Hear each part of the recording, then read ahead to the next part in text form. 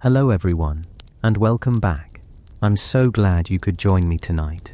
We are about to embark on a journey, not to a distant star or the bottom of the ocean, but into the quiet, patient, and sometimes brutal world of botany. We're going to tell the story of a single plant, a living thing of magnificent architecture and devastating power. A plant so infamous, it inspired a terrifying progressive rock epic, but the reality, as is so often the case, is far more intricate and fascinating than any myth. We're going to talk about the giant hogweed. If you enjoy these deep dives into the quiet corners of the natural world, and only if you feel it genuinely adds something to your evening, I'd be so grateful if you'd consider liking this video, or perhaps subscribing to the channel. It just lets me know that there are others out there who find solace in these stories, and as always, I love to know where you're listening from. It's a wonderful thought, all of us scattered across the globe, in different time zones, under different night skies, all settling in to listen to the same quiet story together.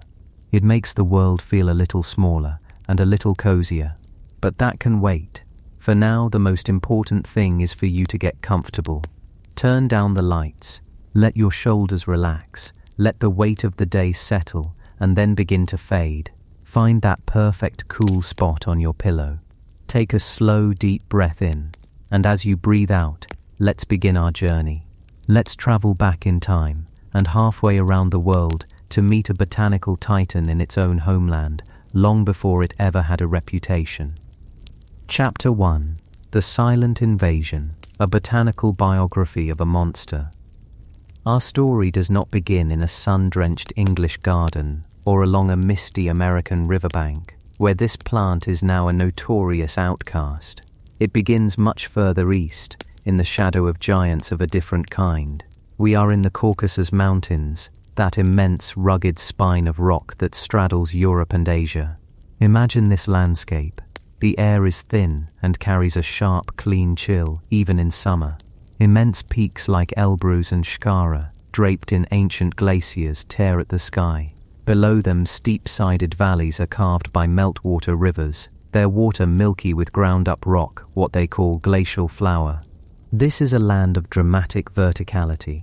In the span of a few miles, you can travel from lush, temperate forests in the lowlands to the harsh, wind-blasted world of the alpine tundra. And it is here, in the subalpine meadows and damp, disturbed soils along mountain streams, that Heracleum mantagasianum found its perfect cradle. This is not a gentle place. The growing season is short and intense. When the winter snows finally retreat, there is a frantic, explosive rush of life, a competition for one precious resource, sunlight. In an environment like this, nature, the blind engineer, tends to favor certain strategies. You can be small and tenacious, hugging the ground and waiting for your chance. Or you can be ambitious. You can employ a strategy of sheer audacity. You can aim to grow faster and taller than anyone else around you, to burst from the soil with such vigor that you create your own shade, starving your competitors before they've even had a chance to truly begin. The giant hogweed chose audacity. Everything about its design is perfected for this high-stakes race to the sun. It begins as a small seed, a tiny, flattened, oval-shaped vessel of potential, no bigger than a fingernail. It can lie dormant in the soil, waiting. It is patient. It can wait for years, a tiny organic memory bank, holding the blueprint for a giant. It waits for a disturbance, a landslide, a tree fall, the churning hooves of a grazing animal, something that clears a patch of earth and exposes it to the light. And when that signal comes, the race begins. From the seed emerges a taproot, a pale, determined finger of life that drives itself deep into the rich, damp mountain soil. This is not just an anchor, it is a pantry. Throughout its first year, the plant will focus its energy here, below the ground. It will send up a rosette of leaves, but its true work is happening in the dark, storing nutrients, building up a formidable reserve of carbohydrates, preparing for the colossal effort to come. It is like a construction company spending an entire year just stockpiling materials before laying a single brick of the skyscraper they intend to build. And then, in its second or third year, When the conditions are perfect and the reserves are full, it commits. The growth is explosive, a visible spectacle of botanical power. The central stalk begins its ascent. If you were to watch it with a time-lapse camera, you would see it surging upwards, gaining inches every single day. This stalk is a masterpiece of biological engineering. It is hollow, fluted with deep purple-red ridges and splotches, and covered in coarse, sharp white hairs. The hollowness makes it incredibly strong for its weight, like a piece of modern architectural tubing. The ridges add structural integrity, preventing it from buckling under its own immense size. And the purple blotches, they are concentrations of pigment, anthocyanins, which some botanists believe act as a kind of natural sunscreen, protecting the rapidly dividing cells within from the intense high-altitude UV radiation. Even its color is a piece of survival technology. The hairs or trichomes that cover the stem and leaves are a first line of defense. They make the plant difficult for many grazing animals to eat, and they can cause a mild mechanical irritation on their own. But they also hold a secret. They are like a network of tiny, fragile hypodermic needles, each one containing the plant's true weapon, a clear, watery sap. We will return to this sap, for it is the very heart of the hogweed's fearsome reputation. As the stalk climbs, reaching for the sky 10, 12, sometimes 15 feet or more, it unfurls its leaves. To call them leaves feels like an understatement. They are colossal, deeply lobed and serrated structures, some growing to be 5 feet across. They are less like leaves and more like enormous green solar arrays, intricately designed to capture the maximum possible amount of sunlight. Each leaf is a perfectly positioned sugar factory, using photosynthesis to convert sunlight, water, and carbon dioxide into the energy needed to fuel this frantic vertical expansion. Standing beneath a mature giant hogweed is like standing under a cluster of strange green umbrellas, the world dappled in its specific alien shade. And at the very apex of this green tower, the plant prepares for its grand finale. It produces one of the largest and most complex flower structures in the entire plant kingdom, a compound umbel. Imagine a single thick stem branching out into dozens of smaller stems, and each of those branching out again, and at the end of every tiny stem, a delicate 5-petaled white flower. The result is an enormous flat-topped or slightly dome-shaped platform of blossoms that can be 2 to 3 feet in diameter.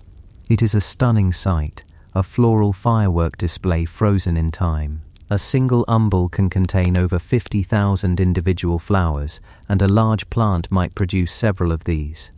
This is the plant's one and only goal. Heracleum mantagasianum is monocarpic, a term that means it flowers only once in its lifetime. Its entire existence, the patient waiting as a seed, the diligent storage of energy in its first year, the spectacular high-speed growth of its final season, it all leads to this single glorious reproductive act. It pours every last joule of stored energy into producing this magnificent floral crown and the seeds that will follow. Once that task is complete, its life cycle is over. The giant withers, turns brown, and dies, leaving behind a tall skeletal husk and the promise of the next generation. It is a life of spectacular, all-or-nothing sacrifice. For a time, this incredible organism lived its life in the relative obscurity of its mountain home, a dramatic but local character in a remote ecosystem. But the world was changing. In the 19th century, a particular kind of fever was sweeping across Europe, especially in Britain. It was a fever for the exotic, the new, the monumental. This was the age of Victorian exploration, where intrepid botanists, so-called plant hunters, fanned out across the globe, risking disease, disaster, and death to bring back new specimens for the grand botanical gardens and private estates of the wealthy. There was a fashion for gigantism in horticulture. To have the biggest flower, the most enormous leaf, the most architecturally imposing plant in your garden was a symbol of status, worldliness, and a kind of mastery over nature itself. And then, travelers and botanists exploring the Caucasus region sent back word of a plant that seemed to defy belief. A member of the carrot family, a relative of humble parsley, celery, and parsnip that grew to the size of a small tree, with leaves like an elephant's ears and a flower head like a lacy tablecloth. It was named Heracleum mantagasianum, in honor of Paolo Mantegazza, an Italian anthropologist. The genus name Heracleum was a direct reference to the mythological Greek hero Heracles, or Hercules, a nod to its heroic size and strength. The plant was an instant sensation. Seeds were collected and sent back to the epicenters of the botanical world, most notably the Royal Botanic Gardens at Kew, in London, in 1817. It's important to understand this moment. The giant hogweed did not arrive as an invader. It arrived as an honored guest. It was celebrated, cultivated, and prized for its magnificent, almost prehistoric beauty. Victorian gardeners saw it as a living sculpture, a tropical-looking marvel that could miraculously survive the cool, damp English climate. From Kew, it was shared with other botanical gardens, and seeds were sold commercially in catalogues to the owners of grand country estates who wanted to add a touch of the sublime and the gigantic to their manicured landscapes. They planted it along the edges of lakes and in ornamental borders, where its towering form could be reflected in the water, a perfect expression of the Romantic era's fascination with the untamed power of nature, now safely contained within the walls of a garden. They had no idea what they had done. They admired its beauty, its size, its sheer alien presence. They saw a masterpiece of form. What they could not see, what they did not yet understand, was the invisible chemistry flowing through its veins. They had invited a silent, beautiful monster into their home, and it was only a matter of time before its true nature would be revealed. The journey from celebrated specimen to reviled invasive species began quietly. The hogweed, finding the temperate, damp climates of Britain and northern Europe so similar to its native mountain home, felt right at home, perhaps too much so. Each of those magnificent flower heads, once pollinated by a host of delighted insects, produced tens of thousands of seeds. These seeds, flat and winged, were perfectly designed for travel. They were carried by the wind, floating from the manicured gardens into the surrounding countryside. They fell into the rivers and streams that often bordered these grand estates, and the water carried them for miles, depositing them on new fertile riverbanks. The plant had escaped. In the Caucasus, its population was kept in check by specific insects and fungal diseases that had co-evolved with it over millennia. But here, in this new world, it had no natural enemies. It was a giant in a land of relative pygmies, with an explosive reproductive capacity and no one to stop it. It began to appear along railway embankments, in waste grounds, and most successfully along the sun-drenched damp soil of riverbanks, where it created dense, impenetrable thickets, shading out all native vegetation and leading to soil erosion when the giants died back in the winter, leaving the banks bare. The silent invasion had begun, but its territorial aggression was only one part of the problem. The other, more personal, more terrifying discovery came from those who got too close. Gardeners who tried to cut it back. Children who, attracted by its hollow stems, might try to use them as pretend telescopes or pea shooters. They would brush against the leaves, snap the stem, and get the clear, watery sap on their skin. And at first nothing would happen. There was no sting, no immediate rash, no warning at all. The contact was utterly innocuous. They would go about their day. Perhaps they spent the afternoon out in the sun. And then, hours later, maybe even the next day, a strange and terrible transformation would begin on their skin. A severe, angry redness would appear, followed by itching, and then the unmistakable sensation of a burn. But this was no ordinary burn. The skin would erupt into large, fluid-filled blisters, known as bullae. The reaction was out of all proportion to the initial harmless-seeming contact. It was a burn that seemed to come from within, a delayed chemical fire. When the blisters finally subsided, they would often leave behind deep purplish or brownish scars, a hyperpigmentation that could last not for weeks or months, but for years, a long-lasting tattoo from a single casual encounter with a plant. Even more bizarrely, If the sap got into the eyes, it could cause temporary or even permanent blindness. The stories began to circulate. Whispers of a beautiful garden plant that could burn you without fire and scar you for life. The celebrated guest was revealing its hidden toxic nature. To understand what is happening here, we have to shrink down. We have to move past the macroscopic world of giant leaves and towering stems and enter the invisible world of molecules. The clear, watery sap of the giant hogweed is a complex chemical cocktail, but its menace comes from a specific class of organic compounds called furanocoumarins. The name isn't important. What is important is what they do. These molecules are the plant's ultimate defense system, a silent, sophisticated weapon against herbivores and fungal pathogens. Think of these furanocoumarin molecules, compounds with names like sorrelin, xanthotoxin, and bergapectin, as tiny molecular keys, perfectly shaped to fit into a very specific lock. And that lock is the double helix of DNA. When the sap gets on your skin, these molecules are absorbed into your skin cells, the keratinocytes. They travel into the nucleus of the cell, and there they do something remarkable. They slide in between the rungs of the DNA ladder, a process called intercalation. They just sit there, nestled between the base pairs of your genetic code, and at this point they are completely inert. They are dormant saboteurs, waiting for an activation signal. That signal is ultraviolet light, specifically long-wave ultraviolet light, or UVA, the same kind of radiation that causes skin aging and is present in sunlight even on a cloudy day. When a photon of UVA light of the correct wavelength strikes one of these furanocoumarin molecules now resting within your DNA, it acts like a switch. The molecule absorbs that energy and becomes excited. In this highly reactive state, it instantly forms a permanent covalent bond with the DNA strand. It's like a drop of molecular superglue welding itself to one side of the DNA ladder. Sometimes, if the molecule is positioned just right, it can bond to both sides of the ladder, creating a cross-link that effectively staples your DNA together.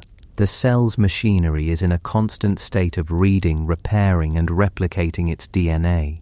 But it has no mechanism for fixing this kind of damage. The genetic code is now unreadable, the strands unable to unzip for replication. The cell recognizes that it has suffered a catastrophic, irreparable failure. Its own quality control systems trigger a program of controlled self-destruction called apoptosis. The cell dies. Now imagine this happening to millions of skin cells at once, wherever the sap and the sunlight have met. This mass cell death triggers a massive inflammatory response from your body's immune system. It sends a flood of fluid and white blood cells to the site of the injury, desperately trying to clean up the damage. This is what creates the enormous painful blisters. The reaction isn't the sap burning you directly. It's your own body's extreme, panicked reaction to the widespread light-activated cell death the sap has caused. This is why the condition is called phytophotodermatitis. Phyto meaning plant, photo meaning light, and dermatitis meaning inflammation of the skin, a skin inflammation caused by a plant in the presence of light. It's a process of almost diabolical elegance. The sap itself is harmless. The sunlight itself is in moderate doses harmless. It is only the combination of the two that unlocks the devastating effect. The sap is like a kind of invisible chemical photographic film painted onto the skin, and the sun is the developer, revealing a photograph of a burn. And the long-term scarring, the hyperpigmentation, that is the final lingering echo of the encounter. The skin's pigment-producing cells, the melanocytes, are also damaged by this process.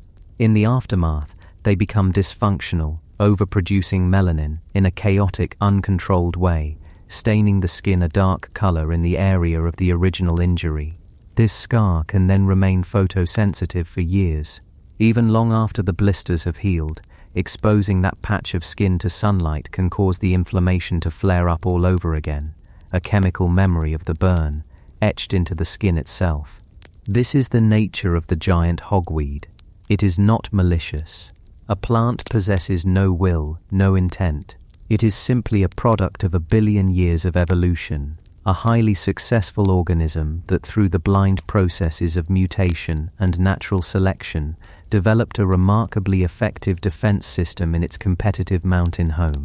Its chemistry is a testament to the sheer innovative power of the natural world. Its size is a response to the pressures of its environment. Its beauty is a coincidence of its function. Its story is not one of evil, but of context. In the high meadows of the Caucasus, it is a native marvel, a part of a complex and balanced web of life. But when it was taken from that context by humans who were captivated by its appearance and placed into a new world without its natural checks and balances, its strengths became its dangers. Its brilliant survival strategies became the tools of a silent, relentless invasion. Its elegant chemical defense became the source of human misery. The giant hogweed is a living lesson in ecological humility, a reminder that the most beautiful things can possess a power we don't understand, and that in our eagerness to possess and control nature, we can sometimes unleash forces that we are utterly unprepared for. It stands now, in its adopted homes, not as a monster, but as a monument. A tall, beautiful, toxic monument to a single, well-intentioned mistake. And as we continue our journey into its story, we will see just how far the consequences of that mistake have spread. But for now, just rest. Think of that plant, not with fear, but with a kind of detached awe, a quiet appreciation for its sheer, uncompromising and magnificently dangerous existence. Let the complexity of it all be a comforting thought, a reminder of the intricate, endlessly surprising world that exists just outside our door, growing silently, patiently, in the dark. Chapter 2: An Empire of Gardens, Victorian Ambition and the Global Hunt for Green Gold. To understand how this one plant began its quiet conquest, we have to understand the world that first coveted it. The story of Giant Hogweed's journey from a remote mountain range to a global cautionary tale is not really the story of a plant at all. It is the story of an idea, an obsession, a hunger that gripped an entire empire and sent its tendrils out to every corner of the known world. It begins not in the soil, but in the mind of 19th century Britain. Let us drift back there, to that time. Imagine a world that is simultaneously vast and shrinking. For the first time in human history, steam power is collapsing distance. Great iron ships now cross oceans not in months but in weeks. Railways stitch continents together, their rhythmic chugging a constant drumbeat of progress.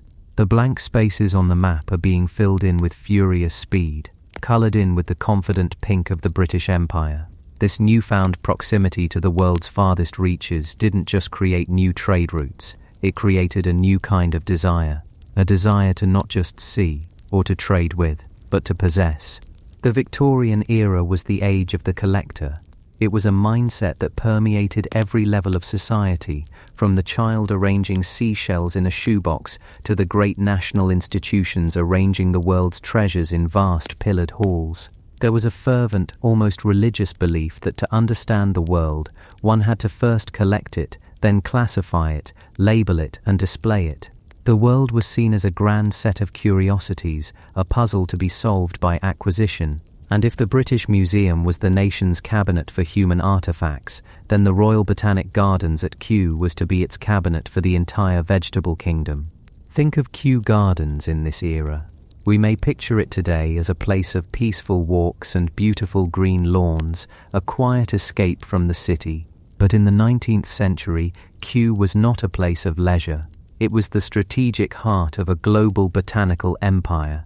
It was less a park and more a combination of a laboratory, a data center, and a command and control headquarters for a worldwide intelligence operation. Its currency was not gold or spices, but seeds, cuttings, and living plants, what they called green gold. At its helm were men of immense vision and ambition, figures like Sir William and Sir Joseph Hooker, a father and son dynasty who ruled Kew for over 40 years. From their offices, surrounded by the world's largest collection of dried plant specimens, the herbarium, they orchestrated a campaign on a scale that is difficult for us to comprehend today. They saw botany not as a gentle hobby, but as an essential tool of empire. Plants meant commerce. They meant medicine. They meant power. The race to control rubber, to cultivate quinine-producing cinchona trees to combat malaria, to transplant tea from China to India. These were not just scientific projects, they were geopolitical maneuvers of the highest order. Q's agents were everywhere. Consuls, naval officers, doctors, and missionaries stationed in distant outposts were all part of this network, under instruction to send back anything new, anything interesting. But the true frontline soldiers in this quest were a special breed of adventurer, the plant hunter. These were not gentle botanists with trowels and notebooks, pottering about in quiet meadows. They were men of extraordinary resilience and often reckless courage, who plunged into unmapped territories for years at a time. They were driven by a potent mix of scientific curiosity, national pride, and the promise of fame and fortune. They endured unimaginable hardships, tropical diseases, treacherous terrain, starvation, and violent encounters with local populations who were, quite understandably, suspicious of these strange men taking their sacred or valuable plants. Imagine being one of them.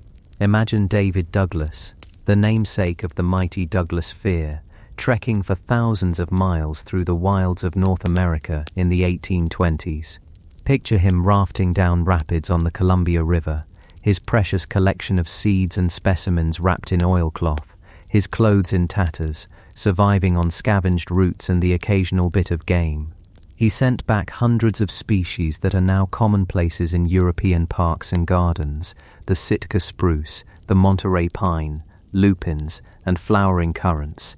His work transformed the landscape of Britain. His life ended tragically, gored to death in a wild animal pit in Hawaii, a testament to the very real dangers of his profession. Or consider Robert Fortune, who was more of a spy than a botanist. In the 1840s, China held a global monopoly on tea, a commodity the British Empire was desperate to control. Fortune was dispatched by the East India Company on a clandestine mission. Disguised as a Chinese merchant, with a shaved head and a false pigtail, he ventured deep into the forbidden interior of China. He risked execution to study the secret techniques of tea cultivation and processing, and to smuggle out not only the finest tea plants, but also experienced Chinese growers to establish the new industry in British India. His mission was a staggering success, an act of industrial espionage that shifted global economies and changed the way the world drinks. And then there was Ernest Wilson, known as Chinese Wilson, a man of legendary toughness. In the early 1900s, while hunting for the regal lily in a remote part of Sichuan, his leg was crushed in an avalanche. Lying there, in agony, miles from any help, his first thought was for his collection of lily bulbs. He set his own broken leg using the tripod of his camera as a splint, and was carried for days on a makeshift stretcher back to civilization. He would walk with what he called his lily limp for the rest of his life. For these men, the plant was everything. It was a prize worth any risk, any pain. These stories, and hundreds like them, filtered back to Britain, published in newspapers and journals, firing the public imagination. The plants that arrived from these heroic expeditions were not just plants. They were trophies. They were living symbols of Britain's global reach and its mastery over nature. And this created an insatiable appetite among the public, particularly the wealthy landowners and the burgeoning middle class, for the new, the exotic, the spectacular. This desire was not just about novelty. It was deeply intertwined with a specific Victorian aesthetic, the love of the sublime. The sublime was a feeling of awe mixed with a pleasing sort of terror. It was the sensation you felt looking at a towering mountain range, a raging waterfall, or a violent thunderstorm. It was nature at its most powerful, most dramatic, most untamable. The Romantics had painted it, poets had written about it, and now the Victorians wanted to garden with it. They grew tired of the gentle, picturesque gardens of the previous century. They wanted drama. They wanted scale. They wanted plants that were architectural, plants that didn't just decorate a space but dominated it. They began to create gardens that were meant to inspire a sense of wonder and even a little intimidation. They built enormous glass houses, like the magnificent Palm House at Kew, cathedrals of iron and glass designed to contain entire tropical jungles in the heart of London. Within their estates they wanted living sculptures. They craved gigantic leaves, towering flower spikes, and strange, almost alien forms. And into this world, this very specific cultural moment of imperial confidence, heroic exploration, and a taste for the dramatic sublime, a seed arrived at Kew Gardens from the Caucasus Mountains. It was 1817.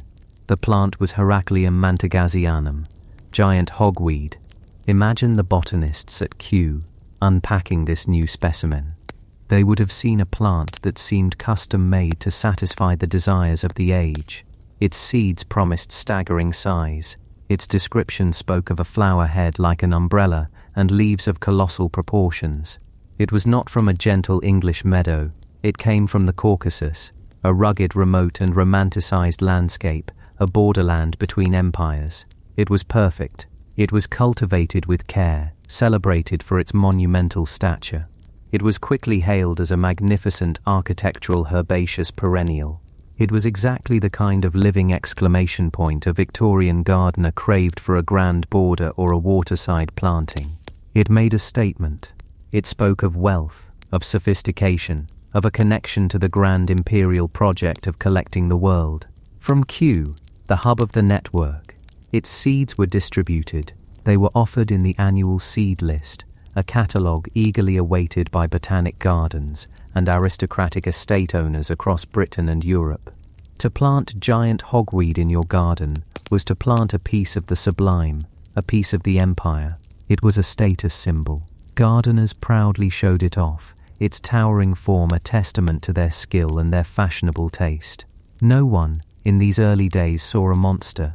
They saw a masterpiece. They saw a reflection of their own era's confidence, its ambition, and its unshakable belief in its right to rearrange the natural world to its own design.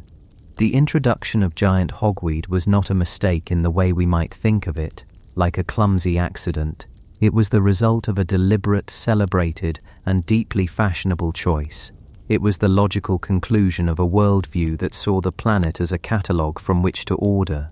And it was not an isolated case.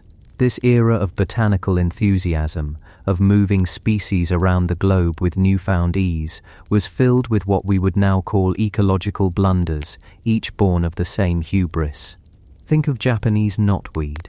It was introduced to Britain in the 1850s by Philip von Siebold, a German physician and botanist who had worked in Japan.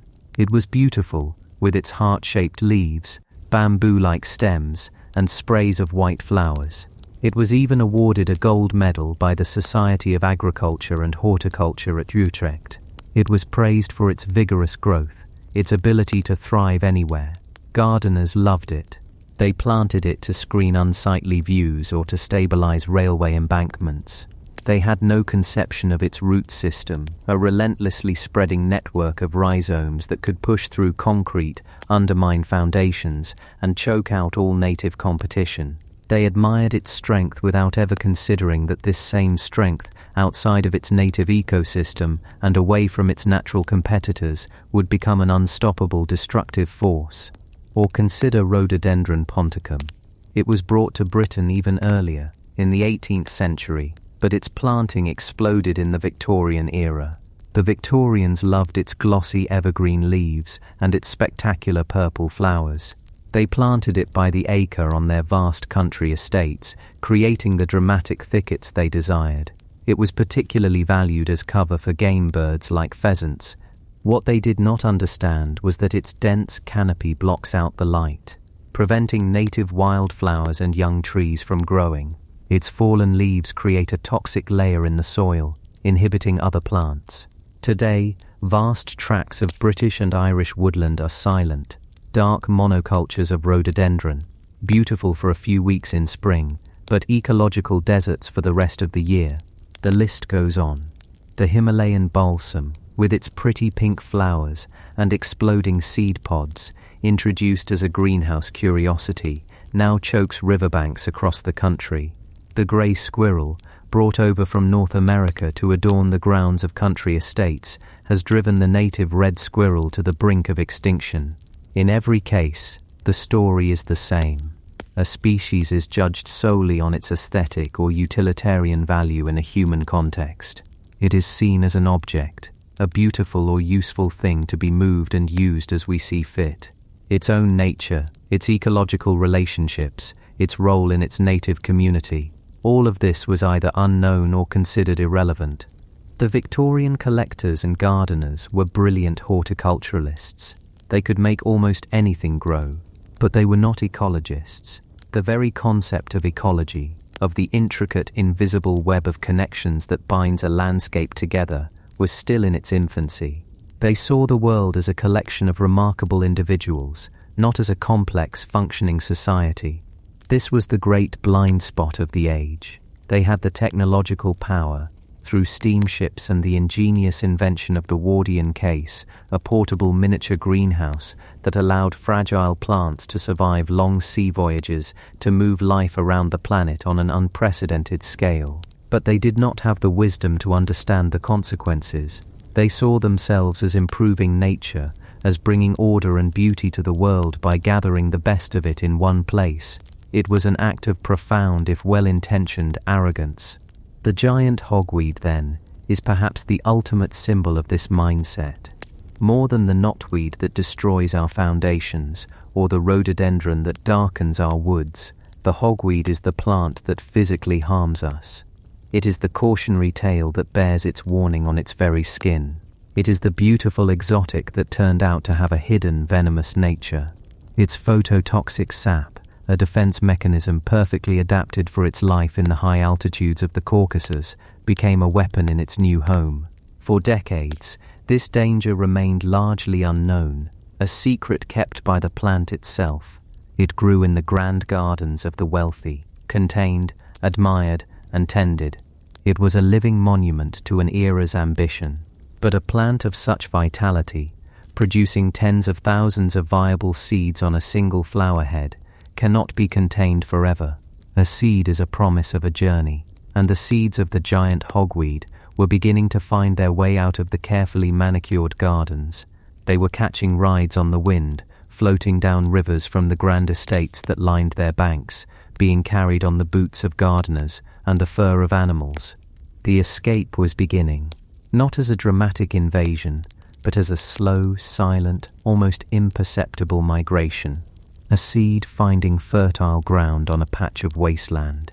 A young plant taking root on a neglected riverbank. The children of the celebrated garden specimens were starting a new life in the wild, anonymous, unrecorded, and free from the confines of Victorian taste. They were returning to their true nature, a nature that was far more powerful and far more dangerous than their collectors had ever imagined. And so, as you settle deeper into your rest, picture this vast, invisible network of desire and ambition stretching across the globe. Think of the ships with their precious cargo of living things crossing the oceans.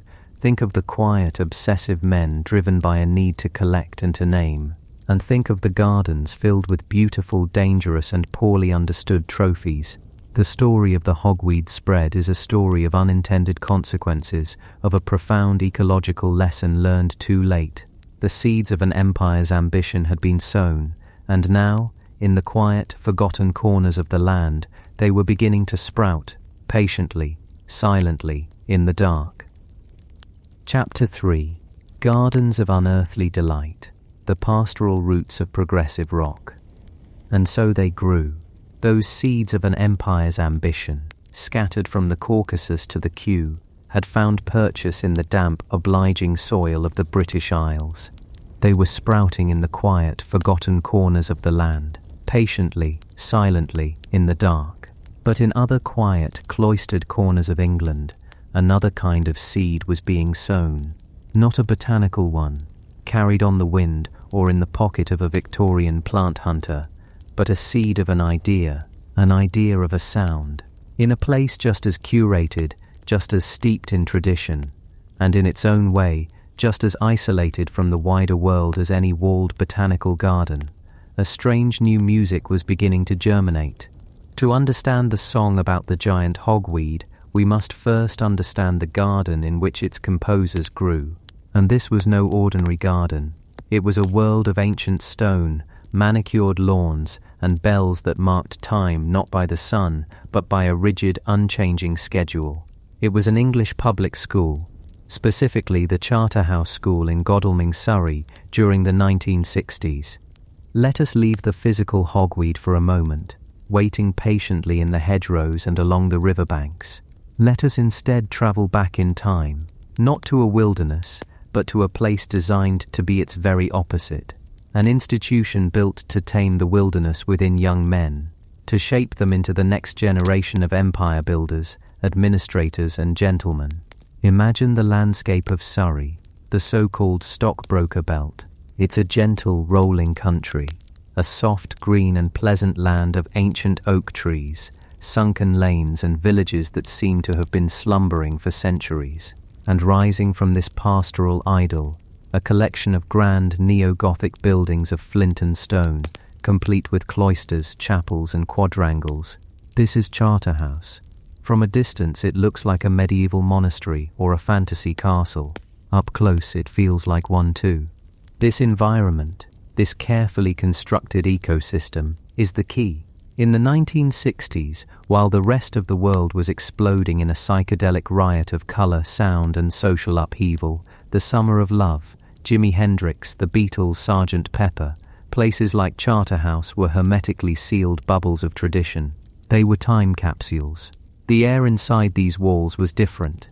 It smelled of floor polish, old books, chalk dust and damp tweed. The sounds were of echoing footsteps on stone floors, the distant thwack of a cricket bat on leather, the drone of a Latin lesson, and above all, the sound of the chapel organ. This was the world that nurtured the founding members of the band Genesis, Peter Gabriel, Tony Banks, Mike Rutherford, and Anthony Phillips. They were not rock and roll rebels in the traditional sense. They weren't kicking against the establishment from the outside. They were living deep within one of its most powerful engines.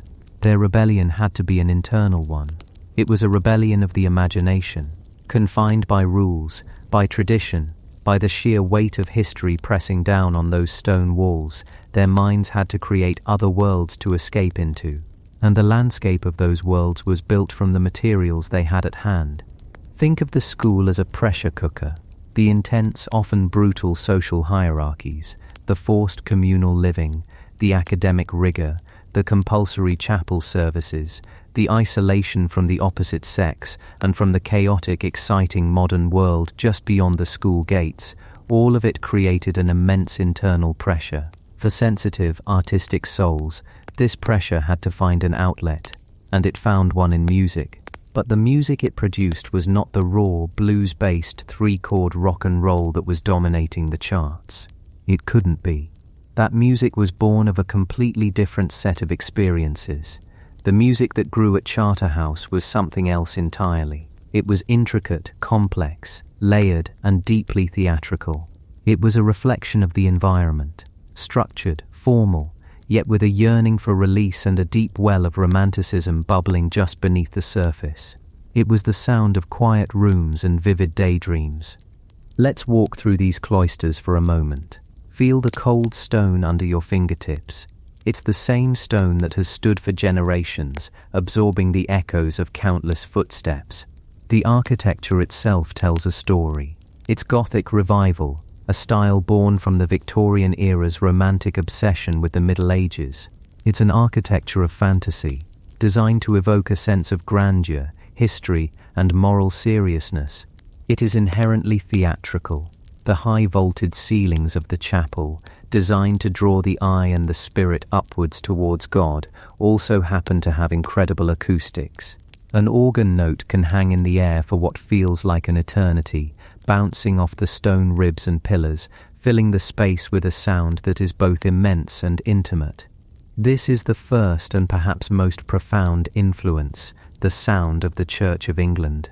Tony Banks, the band's keyboardist and primary musical architect, was a gifted pianist who spent countless hours practicing on the school's pianos and, crucially, its organ. The sound of the Anglican hymn is baked into the DNA of early Genesis. It's not about religion necessarily, but about the musical language, the solemn, majestic chord progressions, the way a melody rises and falls with the cadence of a prayer, the deep, resonant power of the pipe organ. These are the foundational colors on their palette. Listen to a piece like The Musical Box. Beneath the frantic energy and the bizarre lyrical narrative, you can hear those grand cathedral-like organ chords. They give the music a weight, a seriousness, that sets it apart from its contemporaries. It's a sound that speaks of old things, of ceremony and ritual. It's the sound of the institution they were living in. But this world was not just stone and ceremony. It was surrounded by and built upon the English landscape. The school's grounds were a perfect, tamed version of nature. Manicured lawns, neat flower beds, ancient stately trees. This is the pastoral ideal. The English have a unique and deep-seated relationship with their countryside. It's a landscape that has been managed, farmed and mythologized for thousands of years. It's not a vast, untamed wilderness like the American West. It's a human-scale landscape filled with history, folklore, and a sense of gentle, melancholic beauty. It's the landscape of the poet William Wordsworth, the composer Ralph Vaughan Williams, and the author J.R.R. Tolkien. It is a place of deep, quiet magic. This pastoral sensibility is the second key ingredient. The music of early Genesis is filled with the sounds of this landscape. The delicate, finger-picked patterns on 12-string acoustic guitars, played by Anthony Phillips and Mike Rutherford, evoke the gentle rustling of leaves or the soft patter of rain. They create a feeling of space, of quiet contemplation. This is the sound of an English summer afternoon. It's a nostalgic sound, even for young men, because it taps into a collective cultural memory of a green and pleasant land, a romanticized pre-industrial England. But here is where things get interesting. For Genesis, this pastoral idyll was never entirely safe. There was always something strange lurking just beyond the garden wall, or even within it. This is where the literary influences begin to blend with the musical ones. The school library at Charterhouse would have been filled with the classics of English literature, and for a young Peter Gabriel, a voracious reader and a born storyteller, this was a treasure trove. Think of the quintessential English authors they would have been steeped in. Lewis Carroll, for one. Alice's Adventures in Wonderland is not just a children's story, it is a masterpiece of the surreal. It's a world where logic is turned on its head, where polite conversation can suddenly veer into madness, where familiar things become deeply strange. A croquet game is played with live flamingos and hedgehogs. A tea party is trapped in an endless loop of time. This is the English imagination at its most bizarre. The influence on Gabriel's early lyrics is undeniable. The playful, often nonsensical wordplay, the cast of eccentric characters, the sense of a dream logic governing the narrative, it's all there. Then there is the darker side of the English literary tradition. The ghost stories of M.R. James, where an academic meddling with an ancient relic unleashes some unseen, terrifying force. The sense of a malevolent history lying just beneath the surface of the present day. Or consider the visionary, mystical poetry of William Blake, with his angels and demons warring over the soul of London, and of course the King James Bible. Just as the sound of the chapel organ infused their music, the language of the Bible infused their lyrics. Not just the stories of Genesis, Revelations, and the Apocalypse, which they would reference directly, but the very rhythm and majesty of the prose, the grand pronouncements, the archaic turns of phrase, the sense of speaking about things of immense, earth-shattering importance. It gave their lyrics a prophetic, mythological quality. When you blend these ingredients together, something unique begins to form. You have the solemn, architectural grandeur of church music. You have the gentle, nostalgic beauty of the pastoral English landscape. And you have the surreal, often frightening fantasy of English literature. The result is what we might call the pastoral uncanny. It is a feeling that is central to the art of early Genesis. It's the sensation that the idyllic and the terrifying are two sides of the same coin. It's the beautiful sun-dappled lawn where a strange, unsettling story is about to unfold. The garden is lovely, but you have a creeping feeling that you are not alone and the flowers are watching you. This pastoral uncanny is the perfect psychological soil for a song about a giant, murderous plant. The giant hogweed of the song is a perfect Genesis monster. It is, on the one hand, a product of the natural world, a botanical specimen, but it is also an invader, a creature of mythic proportions, a vengeful force of nature straight out of a Victorian penny dreadful or an Old Testament plague. It represents nature turning against the very people who sought to tame and categorize it. The story of the hogweed is a story of a garden turning on its gardeners. Let's deconstruct this a little further. The musical movement that Genesis would come to define was known as progressive rock, and the name is apartment. The music sought to progress rock and roll beyond its simple dance-based origins. The tools for this progression were borrowed from other, more serious forms of music. Classical music was a primary source. Tony Banks in particular was heavily influenced by classical composers. You can hear the impressionism of Debussy or Ravel in his delicate atmospheric piano passages. You can hear the romantic sweep of Rachmaninoff in his grand chordal statements. And you can hear the English pastoral school of composers like Ralph Vaughan Williams, who took traditional English folk melodies and set them in lush orchestral arrangements that seemed to capture the very soul of the landscape. The structure of their songs began to mirror classical forms. Instead of a simple verse-chorus-verse structure, their compositions became long, multi-part suites with distinct movements, changing time signatures, and recurring melodic themes. A song was no longer just a song, it was a journey, a narrative arc. It could shift from a quiet, acoustic ballad to a complex, aggressive instrumental passage and back again, all within the same piece. This was music to be listened to intently, preferably in a dark room with headphones on. It was music for the mind, designed to create worlds for the listener to inhabit. It was the polar opposite of disposable pop music. It was, in its own way, as serious and ambitious as the architecture of the school that had shaped them. This fusion of high art and low art was what made progressive rock so distinctive. They were using the instruments of a rock band, electric guitar, bass, drums, and keyboards, to create music with the complexity and emotional range of a symphony orchestra. Mike Rutherford was not just a bass player.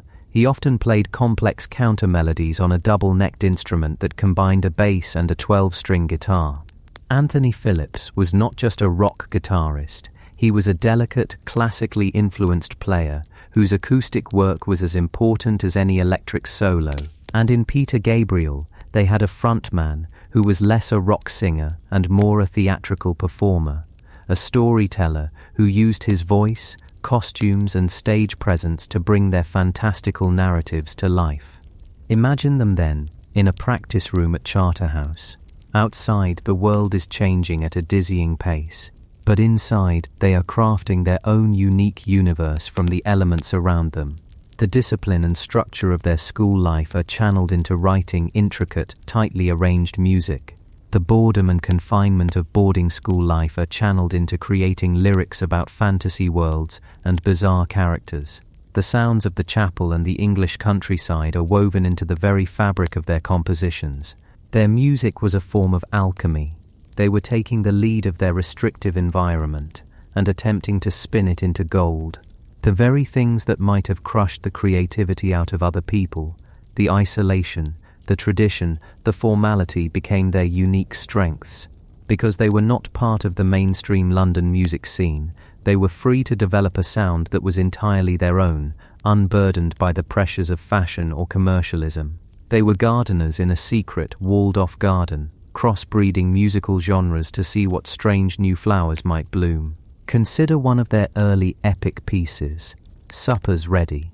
It's a 23-minute suite that travels through multiple musical styles and tells a surreal, apocalyptic story that draws heavily on the Book of Revelation, Greek mythology, and modern-day absurdity.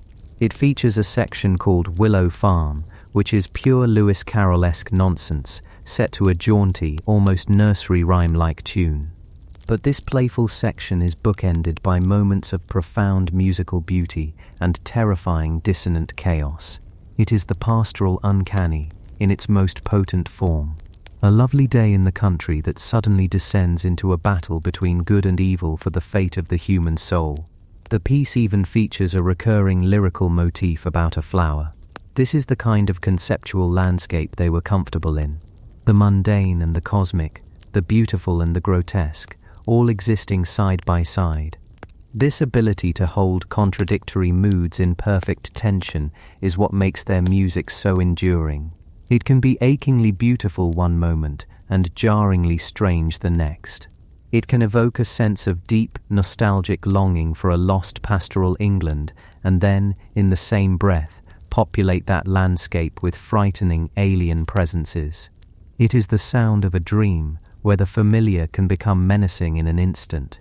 So when we come to the song The Return of the Giant Hogweed, it feels less like an anomaly and more like a natural culmination of all these influences.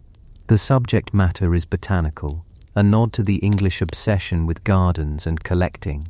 The narrative is a perfect slice of Victorian-style horror, a cautionary tale about the hubris of man and the vengeful power of nature. The lyrics are delivered with the theatrical flair of a storyteller, full of clever wordplay and vivid imagery. And the music itself is a masterclass in their signature style. It shifts from heavy, aggressive rock riffs that depict the plant's relentless advance to more stately, almost classical-sounding passages. It is complex, dramatic, and utterly unique. The song is, in essence, a perfect microcosm of the world they created. It takes something from the real, tangible world, a plant you could find growing by a riverbank in Surrey, and transforms it into a mythological beast. It places this beast in a quintessentially English setting, the manicured lawns and quiet lives of the unsuspecting populace. And it tells the story with a blend of high drama, dark humor and musical sophistication that was forged in the unique crucible of their public school upbringing. The pastoral roots of progressive rock, then, are deep and complex. They are nourished by the soil of the English landscape, the stone of its ancient institutions, and the rich, often strange, literary and musical traditions that have grown out of that landscape for centuries. To understand Genesis is to understand the world that made them, a world of bells, books and chapels, of green lawns and grey skies, a world where beauty always seemed to have a shadow, and where even the most peaceful garden could hide a monster, waiting patiently for its moment to return and reclaim the land. The seeds had been sown, not just in the earth, but in the minds of these young musicians. And now, as they left the cloistered walls of the school and entered the professional world, those musical seeds were also beginning to sprout, patiently, powerfully, in the quiet studios of London. Chapter 4. The Mighty Hogweed is Avenged. Anatomy of a prog-rock epic. Of green lawns and grey skies, a world where beauty always seemed to have a shadow, and where even the most peaceful garden could hide a monster waiting patiently for its moment to return and reclaim the land. The seeds had been sown, not just in the earth, but in the minds of these young musicians. And now, as they left the cloistered walls of the school and entered the professional world, those musical seeds were also beginning to sprout, patiently, powerfully, in the quiet studios of London. But while one story was being woven from myth and music, another, far older and more tangible, was being written in the silent language of biochemistry across the British countryside. The real giant hogweed needed no human voice to tell its story of vengeance. It carried its epic within its very cells. Its revenge is not a song to be heard, but a process to be understood. It is a quiet, methodical, and devastatingly effective piece of biological engineering. To truly understand this plant's power, its quiet conquest, we must look beyond the legends and into the anatomy of the Avenger itself. We must dissect not a piece of music, but a piece of life that has perfected the art of chemical warfare. Let us begin with the weapon itself. It is not a thorn, nor a tooth, nor a claw. It is something far more insidious. It is a liquid, a clear, watery sap that flows through the hogweed's hollow, statuesque stems. If you were to see it, you might mistake it for water. It has no color, no immediate sting. It feels cool to the touch. This deception is the first part of its genius. The danger is invisible, carried in a seemingly harmless medium. Contained within this sap is a family of organic chemical compounds known as furanocoumarins. It's a complex name for a beautifully simple and brutal mechanism. Think of these molecules as tiny, sleeping soldiers, inert and harmless on their own. They are keyed to a specific lock, but they have no energy to turn the key. They drift through the sap, waiting for two very specific conditions to be met. The first is contact. The second is light. This is the two-part security system of the hogweed's defense. The plant manufactures these potent chemicals, but it keeps them safely locked away within its own vascular system. It is only when the plant's skin is broken, when a creature, great or small, brushes past and snaps the tiny brittle hairs that line its stem and leaves, that the weapon is deployed. The clear sap oozes out, a tiny glistening bead of imminent danger, and makes contact with the skin of the unfortunate passerby. But even now, nothing happens. There is no pain, no itch, no warning. The sleeping soldiers have reached their target, but they are still dormant. The furanocoumarins begin to soak into the upper layers of the skin, the epidermis, and they do something remarkably specific. They are drawn to the one thing that contains the blueprint of life itself, DNA. Imagine the DNA in one of your skin cells. It is a magnificent spiraling ladder, the famous double helix. This ladder contains all the instructions for how the cell should live, how it should repair itself, and how it should replicate. To do any of these things, the ladder must be able to unzip itself, separating the two strands so that the genetic code can be read, like reading the pages of a book. This unzipping and rezipping happens countless times every second in every cell of your body. It is the fundamental process of life and healing. The furanocoumarin molecule is shaped in such a way that it can slip between the rungs of this ladder. This process is called intercalation. It slides in, quietly, finding a comfortable place within the structure of your DNA. It's like a saboteur placing a tiny, unmagnetized piece of metal inside a complex machine. It's there, but it isn't causing any trouble yet. The cell continues to function, unaware of the enemy within its most sacred chamber. The sap may have dried on the skin. The encounter with the plant might be all but forgotten, and then you step into the sun. This is the second part of the activation. The key is turned. Ultraviolet light, specifically UVA radiation from the sun, is pure energy, and when this light penetrates the skin and strikes the furanocoumarin molecule that is nestled inside your DNA, it provides the exact amount of energy needed to trigger a chemical reaction. The molecule becomes energized, and it forms a permanent, unbreakable bond, a covalent bond with the DNA ladder.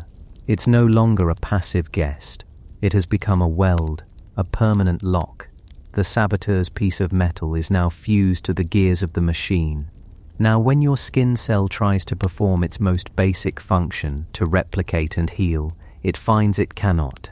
The DNA ladder tries to unzip, but it hits the furanocoumarin lock and stops. It cannot separate its strands. It cannot read its own blueprint.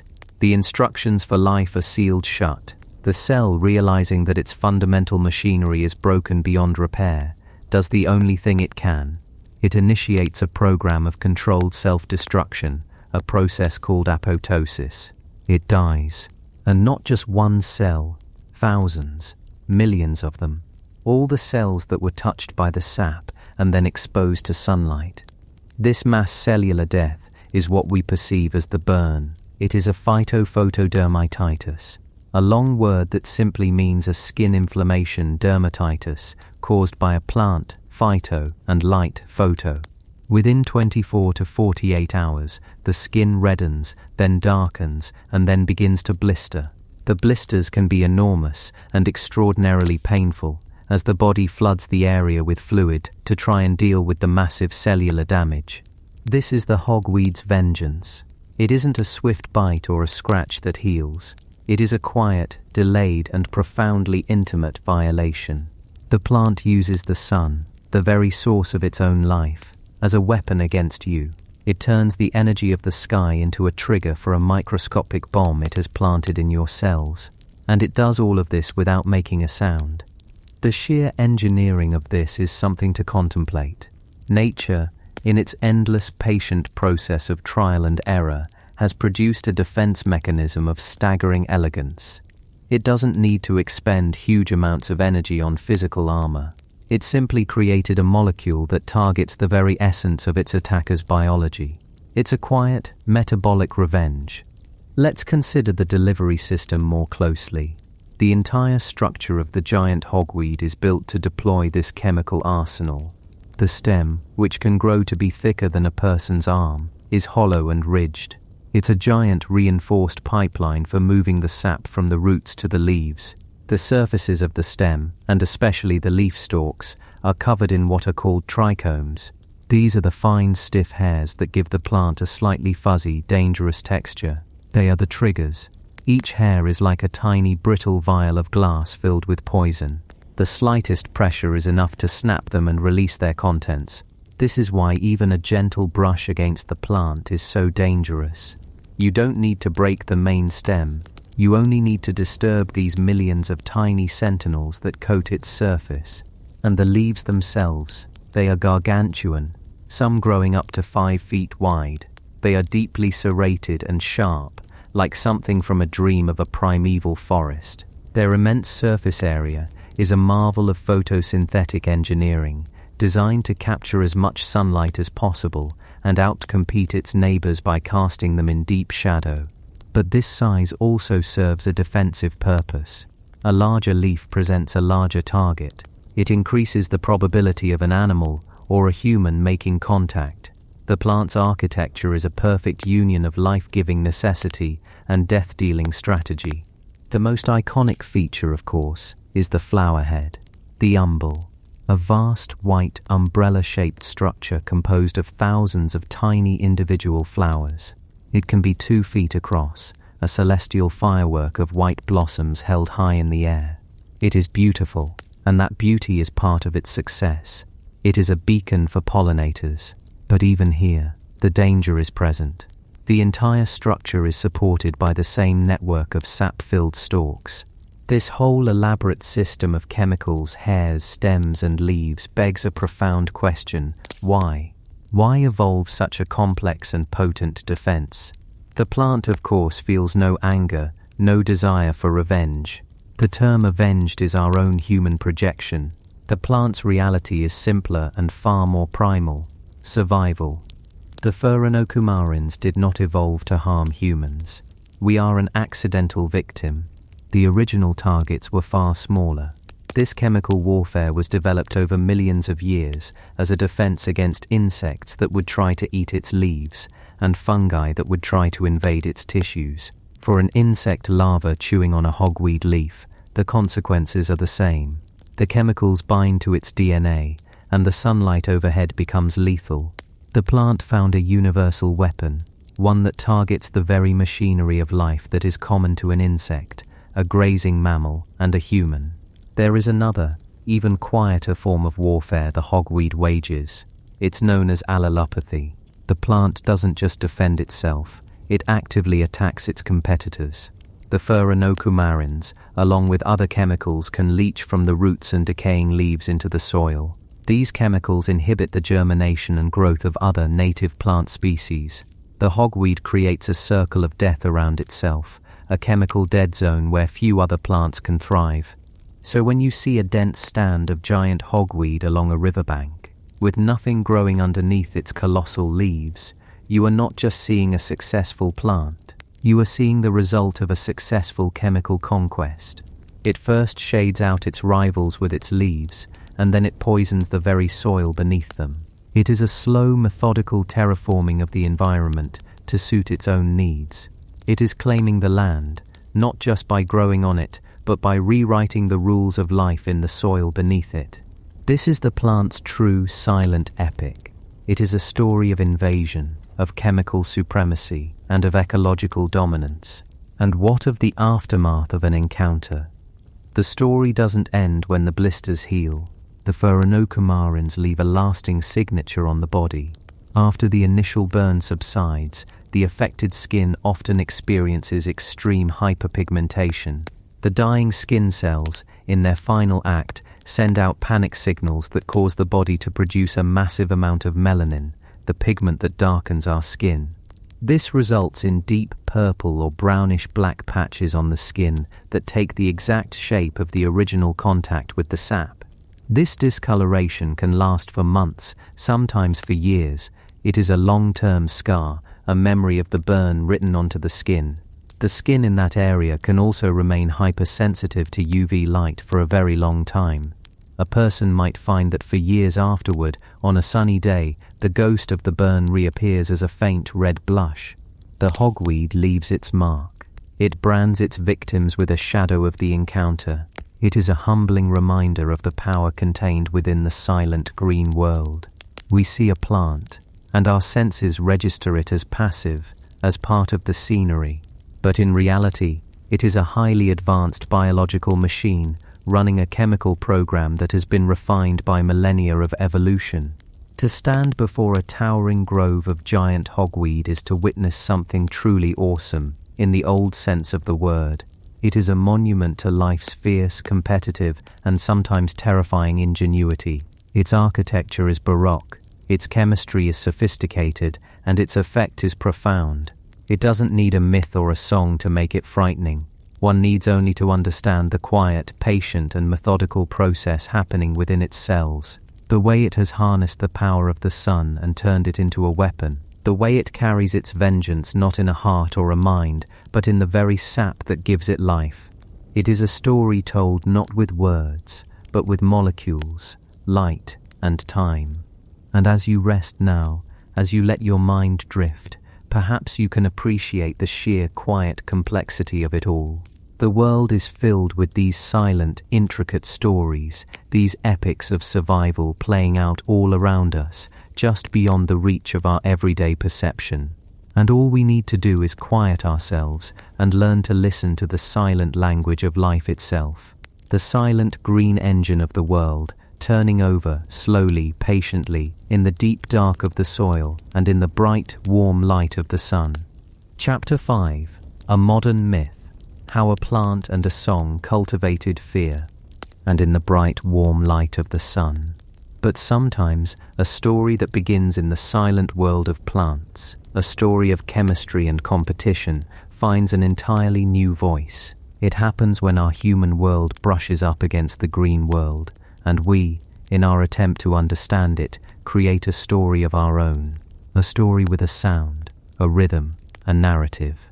And sometimes that new story becomes so powerful, so resonant, that it grows faster and spreads further than the plant itself, casting a shadow that changes how we see the real thing forever. The silent green engine is given a voice, and it is a voice that sings of its own terrible return. Our story now moves from the quiet riverbanks of the British Isles to a different kind of creative space. A recording studio in the early 1970s. Here, there are no whispering leaves or the slow work of roots, but the hum of amplifiers, the patient tuning of a mellotron, and the scratching of a pen on paper. A young musician, a man named Peter Gabriel, had recently read a newspaper article, a small, strange report about a botanical menace, an invasive plant from the Caucasus Mountains that could burn human skin. It was a peculiar, almost unbelievable story, and in the fertile imagination of a progressive rock band called Genesis, this small seed of a fact was about to be cultivated into something altogether different. It was about to become a myth. The song they created was called The Return of the Giant Hogweed, and to call it a simple song about a plant is like calling a hurricane a bit of a breeze. It is a miniature rock opera, an epic of botanical vengeance. The song doesn't just describe the plant, it gives it consciousness, a motive and a voice. It reframes a simple, albeit hazardous biological organism as an invading army, a vengeful legion marching out of Russia to reclaim the earth for the vegetable kingdom. Let's just listen, quietly, to the story the song tells. It begins with a historical fact, filtered through the lens of high drama. Fashionable country gentlemen had brought them back from Russia, the lyrics sing. And this is true. Victorian plant collectors, in their quest for the exotic, did introduce Heracleum mantagasianum to the ornamental gardens of the United Kingdom. But in the song, this act of botanical curiosity is recast as a fatal mistake, an act of hubris that unleashes a long-dormant curse upon the land. The song's narrator becomes a kind of frantic town crier, a prophet of a green apocalypse. They are invincible, he warns. They seem to be immune to all our herbicidal battering. The plant is no longer just a successful invasive species. It is a sentient foe, a superorganism with a singular malevolent purpose. The lyrics describe the plant's advance in military terms, their squadrons forth prepared to fight. They describe the plant's phototoxic sap, not with the cool language of chemistry, but with the visceral horror of a fairy tale monster. The sap becomes a magical weapon, used by the hogweed warriors to whip off their heads and exact their revenge. The song culminates in a chilling proclamation, a manifesto delivered from the perspective of the plant itself. Mighty hogweed is avenged.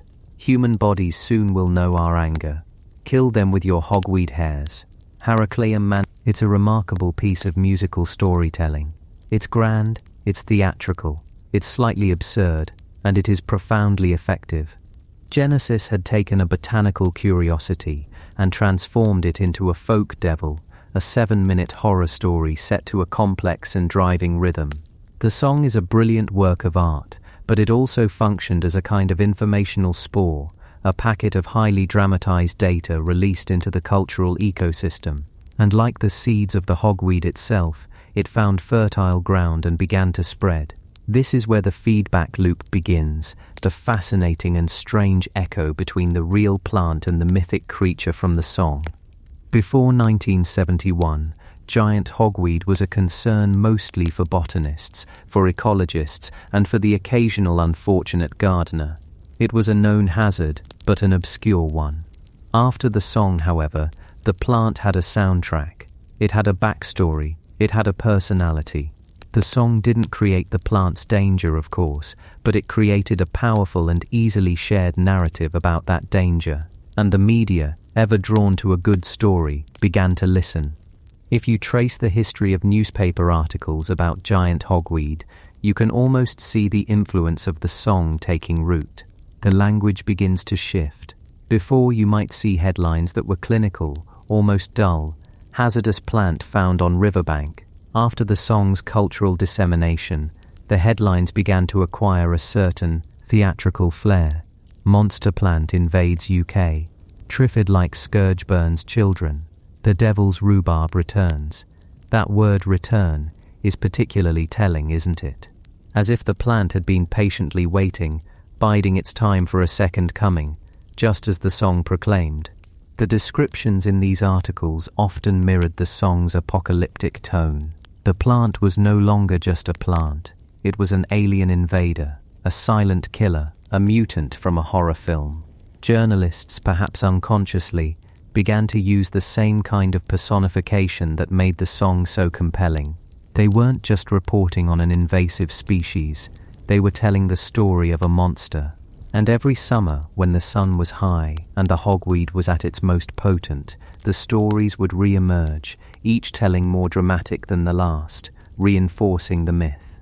The song's narrative had escaped the confines of a vinyl record and was now being reprinted, year after year, in the pages of the daily news. Public health warnings too began to absorb this heightened language. To be effective, a warning must capture the public's attention, and what better way to do that than to lean into the terrifying narrative already present in the culture.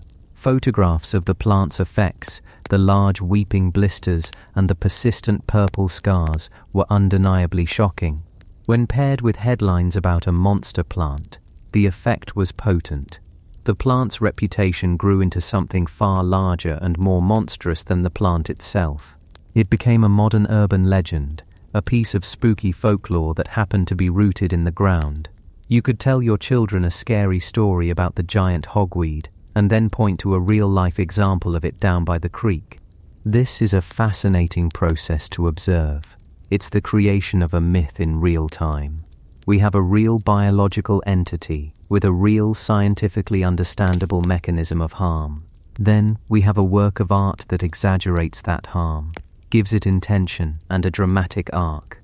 And finally, we have the culture at large, which absorbs the dramatic story because it's more compelling, more memorable, and frankly more entertaining than the dry scientific facts. The fear of the plant becomes a kind of self-replicating cultural organism. A friend tells you about the man-eating hogweed. You read a tabloid article about the plant that melts skin. You hear the ominous opening chords of the Genesis song on the radio. Each exposure reinforces the legend, and the legend in turn makes you more likely to notice the next article, the next warning. The plant's shadow, cultivated by the song, grows ever longer. Let's talk to the cultural historians for a moment. Let them whisper their perspective to us. They would tell us that the giant hogweed arrived at the perfect time to become a monster.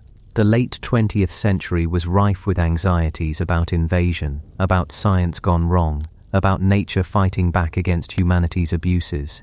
The Cold War was a tangible reality, and the song's framing of the hogweed as an invader from Russia played directly into those fears, whether intentionally or not. It was a botanical cold warrior.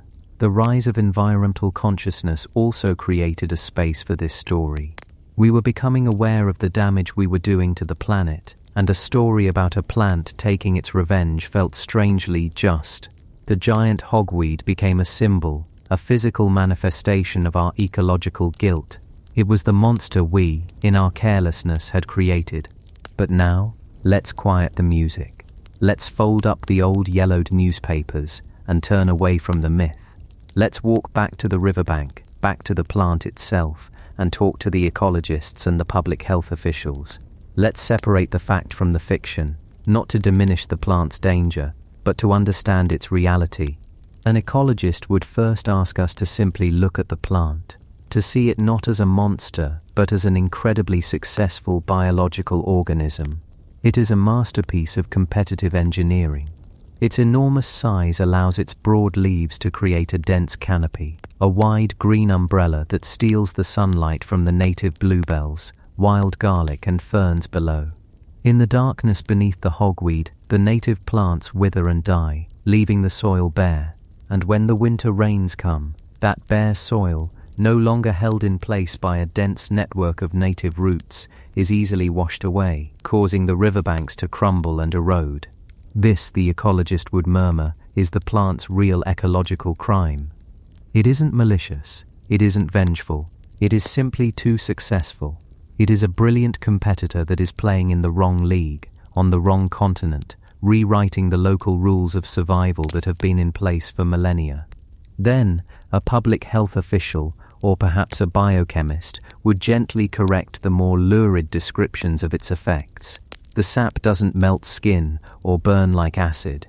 The process is more subtle, more insidious, and far more fascinating. They would ask us to imagine the furanocoumarins in the sap, not as a poison, but as a key, a very specific microscopic key.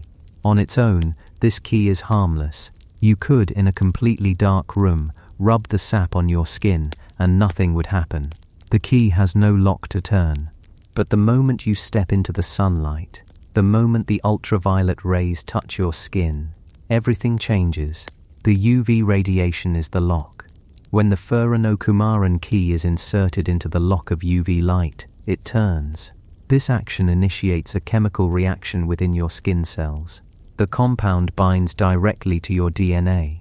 It forms cross-links, effectively shackling the two strands of the double helix together. This prevents the cell from properly replicating or repairing itself. The cell, in essence, is given a fatal instruction. It self-destructs.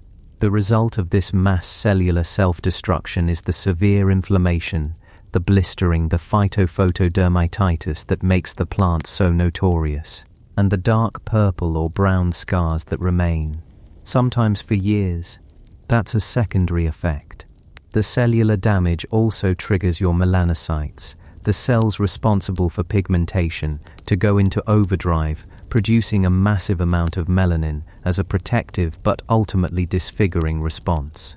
It's a quiet, elegant, and brutal piece of biochemical warfare, honed over millions of years of evolution to protect the plant from insects and fungi, that just happens to be devastatingly effective on our own unprepared skin. There is no anger in this process, there is no vengeance, there is only chemistry, a key, a lock, and an unfortunate, predictable result. Understanding this reality changes our relationship with the plant. The fear of a monster, of a sentient being that wants to hurt you, is a hot, frantic kind of fear.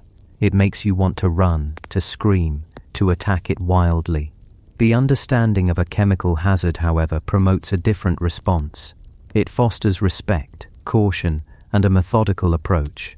You don't need a mythical royal lawnmower, as the song suggests, to fight it.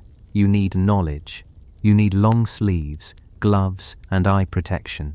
You need to work on overcast days. You need to understand that the danger is not in the plant's will, but in the combination of its sap and the sun's light. The monster is slain not with a magical sword, but with public information and proper handling procedures. And so we are left with a fascinating question, a paradox to ponder as you drift deeper into rest. Did the progressive rock song, in all its theatrical monstrous glory, ultimately do more to raise public awareness of this invasive species than decades of quiet official warnings? Did the myth of the monster succeed where the facts failed? It's a difficult question. The fear the song and the subsequent media coverage created was often disproportionate, an anxiety that bordered on panic. It painted a picture of a malevolent entity, which is scientifically untrue and unhelpful. But at the same time, that very fear made people listen. It made parents warn their children. It made landowners take action. The story of the monster was a story people remembered and repeated. The legend became a form of highly effective, if accidental, public health messaging. The myth, in a strange way, may have protected more people from the reality of the plant's chemistry than a calm, rational explanation ever could have. It's a testament to the power of a good story. Our human minds are not built to remember chemical pathways or ecological displacement statistics. We are built to remember stories of heroes, villains, and monsters. The story of the giant hogweed is the story of how a real-world biological threat was grafted onto our ancient narrative archetypes. The plant became the dragon at the edge of the village, and perhaps in our modern world, we still need our dragons. We need them to teach us where not to tread, what not to touch. We need their fiery breath to remind us that the world is still wild, still filled with things that demand our respect, and that nature's quiet, intricate stories can sometimes develop a voice, a rhythm, and a roar that we ignore at our own peril. The song may have created a monster, but in doing so it taught us all the monster's real name, Heracleum mantagasianum. And that is a lesson that is hard to forget. Chapter 6. Herbicidal Battering. The endless war against the green invader. And once a monster has a name, once it is known, then the hunt can truly begin.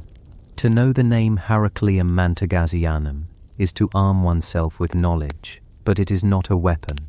The name itself cannot push back the green tide. For that you need people. You need a quiet, dedicated, and astonishingly persistent kind of army. One that wages a war not with drums and shouts, but with the hiss of a sprayer, the sharp thwack of a spade, and the quiet rustling sound of a waterproof suit moving through a dense green thicket. Let's join them, you and I.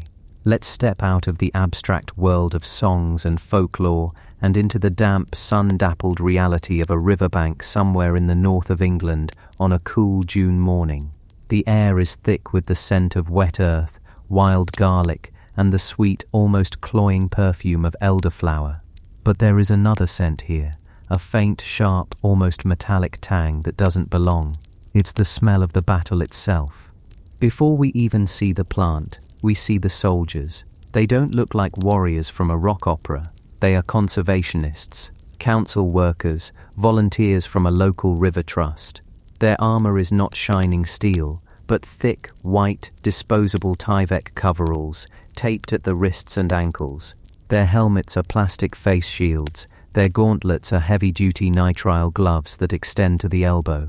They move with a slow, deliberate caution, a kind of reverence for their enemy. Every step is measured. They are not here to conquer in a blaze of glory. They are here to patiently, methodically, and exhaustively manage a problem that has been growing, quite literally, for over a century. One of them carries what looks like a futuristic lance. It's a knapsack sprayer, a plastic tank worn on the back with a hose leading to a long wand. Another carries a sharpened spade, its edge gleaming, a tool as old as agriculture itself. They are the modern-day hogweed killers, and this riverbank is their Somme, a quiet, drawn-out battle of attrition waged year after year. Let's follow the one with the spade first, as they approach a lone sentinel, a young hogweed plant that has not yet bolted towards the sky. It's about a meter tall, its leaves already the size of dinner plates, bristling with those tiny glassy hairs that hold its chemical weapon. The goal here is simple, but the work is not easy. This is root extraction. The conservationist plants their feet, finds a purchase in the soft, loamy soil, and drives the spade into the earth about a foot away from the plant's base. There is a satisfying, wet, tearing sound as the first cut is made. They work their way around the plant, a full circle, severing the network of smaller, anchoring roots. This isn't a gentle weeding, it's an excavation. The real target is the taproot. In a mature plant, this can be as thick as a parsnip, a formidable fleshy anchor plunging deep into the ground. Even in this younger specimen, it's a significant structure, the plant's energy store and its lifeline. The final act is to lever the spade underneath this taproot and, with a great deal of effort, heave the entire plant from the ground. It comes free with a final, reluctant sucking sound, soil crumbling from the pale, thick root. The entire organism, dripping with sap, is carefully laid on a tarpaulin, destined for controlled disposal, often incineration, because to simply leave it here would be to risk rerouting. To compost it would be to invite disaster. One plant down. And as you raise your eyes, you see the scale of the task. Along the riverbank, stretching into the distance, are hundreds, thousands more. Some are small seedlings, a carpet of serrated leaves that can be dealt with by strimming, a brutal, effective haircut performed by someone in full protective gear. But many are giants, 3, 4, even 5 meters tall, their huge umbels of white flowers casting dappled shadows on the ground below. For these, the spade is not enough. For these, the war turns chemical. Let's walk over to the other figure, the one with the sprayer wand. They are approaching one of the titans, a plant so large it feels less like a weed and more like a tree. They don't spray wildly. That would be a catastrophe for the delicate ecosystem around it. The native ferns, the bluebells, the forget-me-nots that share this space are fragile bystanders in a conflict they have no part in. The application must be precise, almost surgical. This is where modern science meets the ancient art of weed control. The chemical in that tank is, most likely, glyphosate. Glyphosate is a name that carries as much baggage as the hogweed itself. It is a controversial molecule, but in this specific theatre of war, it is often the most effective weapon available. To understand why we need to shrink down, to go beyond the leaves and stems and enter the quiet, humming internal world of the plant itself. Every green plant is a master chemist, a silent factory powered by sunlight. It pulls carbon dioxide from the air, water from the soil, and through the miracle of photosynthesis, it builds sugars, the basic fuel for all its operations. But a plant cannot live on sugar alone. It needs to build more complex things, proteins, hormones, defensive compounds. To do this, it needs to be able to manufacture a specific amino acids, the building blocks of life. Inside every cell of the giant hogweed, a microscopic assembly line is constantly at work. This particular assembly line is called the shikimate pathway. It's a beautiful, elegant 7-step process that produces 3 essential amino acids: tryptophan, phenylalanine, and tyrosine. Plants and many microbes have this pathway. Animals, including us, do not. We get these essential building blocks by eating plants. We have outsourced this particular piece of biochemical engineering. This is the hogweed's critical vulnerability. It is the one chink in its otherwise formidable armor. Glyphosate is a molecule designed with exquisite precision to find and break one specific link in that 7-step chain. It targets an enzyme known by the less than poetic name of 5-enolpyruvyl shikimate 3-phosphate synthase, or EPSP synthase for short. Let's imagine this enzyme as a highly specialized worker on the factory floor. Its job is to take 2 smaller components and click them together, performing one vital step in the assembly line. Glyphosate is a master of disguise. It looks to the enzyme almost exactly like one of the components it's supposed to be working with. It's a molecular Trojan horse. The enzyme mistakenly grabs the glyphosate molecule and tries to fit it into the production line. But it doesn't fit. It jams the machinery, and once it's in place, it refuses to let go. The worker, EPSP synthase, is now neutralized, holding on to this useless imposter. The entire shikimate pathway grinds to a halt. One by one, all across the plant, from the deepest root tip to the highest leaf, these microscopic assembly lines shut down. The plant can no longer produce those 3 vital amino acids. Without them, it cannot build new proteins. It cannot grow. It cannot repair itself. It cannot maintain its basic cellular functions. The conservationist with the sprayer wand isn't just spraying the leaves. They are delivering a message, a tiny molecular stop work order to millions of cells. They carefully coat the broad lower leaves, ensuring good coverage but avoiding runoff that could poison the soil or the river. The hogweed's own magnificent circulatory system, the very plumbing that makes it so successful, now becomes the agent of its own demise. The sap, flowing from the leaves down to the energy stores in the taproot, carries the glyphosate with it. The poison is delivered systemically to every part of the organism. It is not a quick death. There is no fire, no explosion. It is a slow, quiet, inexorable starvation. Over the next few days and weeks, the great plant will begin to sicken. The leaves will yellow, then brown. The proud, thick stem will begin to droop, losing its turgor, its strength. The magnificent flowerhead will wither before it can cast its thousands of seeds. The plant is being dismantled from the inside out, its own internal logistics turned against it. Eventually, it will collapse into a brown, decomposing heap, a giant slain by a whisper. For even larger, more established plants, or for those growing in particularly sensitive areas right next to the water, there is an even more precise method. This is stem injection. Instead of spraying, the operator uses a specialized tool, a hollow needle that they push directly into the plant's thick, hollow stem. With a click, a pre-measured concentrated dose of herbicide is injected directly into the plant's circulatory system. It is the botanical equivalent of a lethal injection. There is no overspray, no collateral damage. It is a targeted assassination, ensuring that the poison goes only where it is intended. This is the frontline battle, repeated on countless riverbanks, in parks, on roadsides, and in wastelands across the world where the hogweed has taken root. It is a slow, costly, and laborious process. And for a moment, watching the conservationists work, you might feel a sense of hope. You see the enemy identified, the weapon deployed, the giant falling. It feels like a victory. But then, you look down at your feet, and you realize the war is not just being fought against the living soldiers you can see.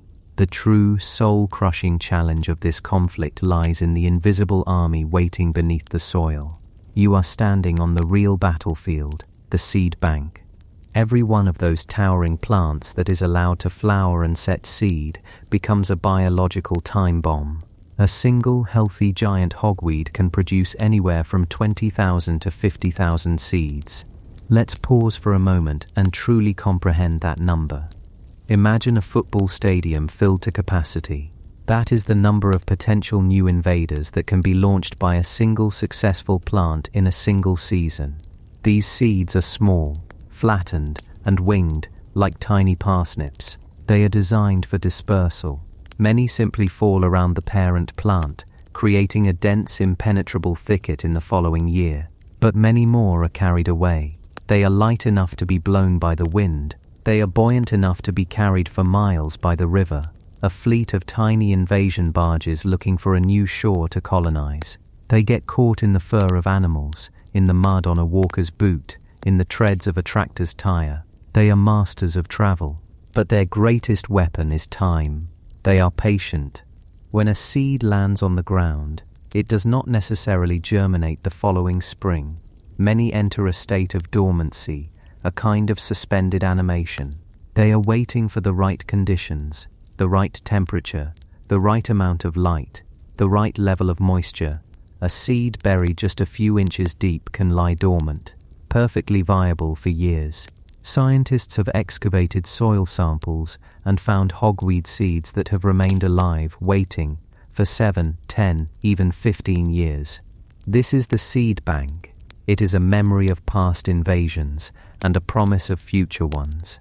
So the teams can come in 1 year and clear every single visible hogweed plant from this riverbank. They can use spades, they can use glyphosate, they can be meticulous and achieve a 100% kill rate on the standing population. They can pack up their gear at the end of the season, satisfied with a job well done, and yet the following spring the hogweed will return. New seedlings will sprout, germinating from the vast invisible reservoir of seeds sleeping in the soil, and the year after that, and the year after that. Eradicating giant hogweed from a site is not a project, it is a commitment.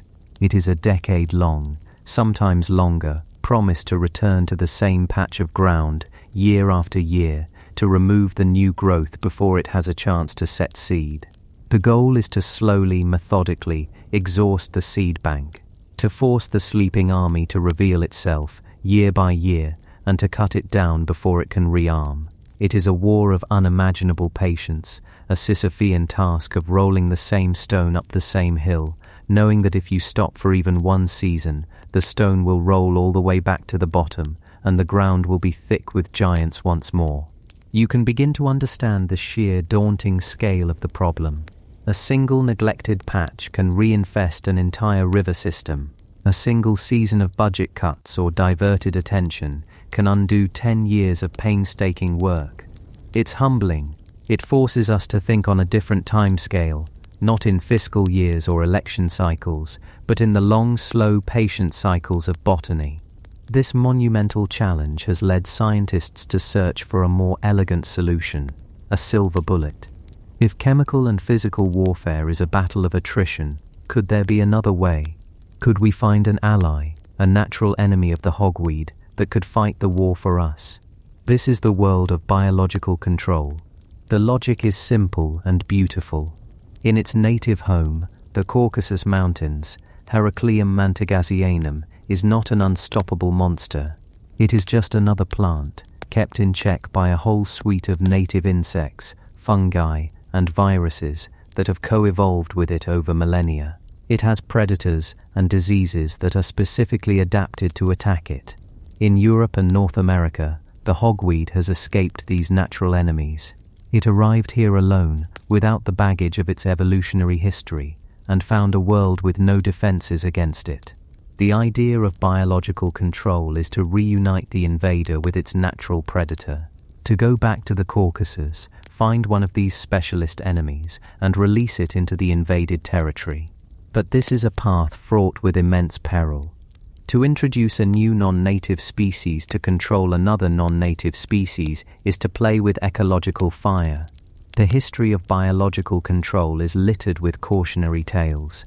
The cane toad, introduced to Australia to control beetles in sugarcane fields, became a far greater ecological disaster than the beetle it was meant to control. The harlequin ladybird, introduced to control aphids, is now outcompeting and decimating native ladybird populations across the globe. The cardinal rule of modern biological control is, do no harm.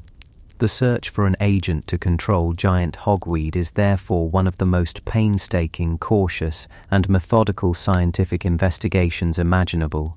Scientists from organizations like CABI, the Center for Agriculture and Bioscience International, have spent years on this quest.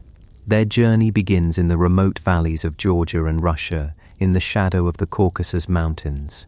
They are botanical detectives, searching the leaves, stems, and roots of wild hogweed for any sign of damage, any insect feeding, any telltale spot of fungal rust.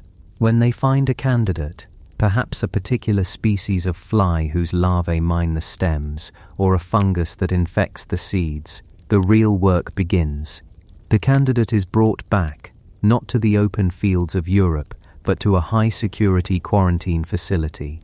This is a laboratory designed to prevent any possible escape. It has double-door systems, filtered air, and strict protocols. Here, the long, slow process of specificity testing begins. The core question is, will this organism attack only giant hogweed? Or, given the chance, will it also attack other, related plants?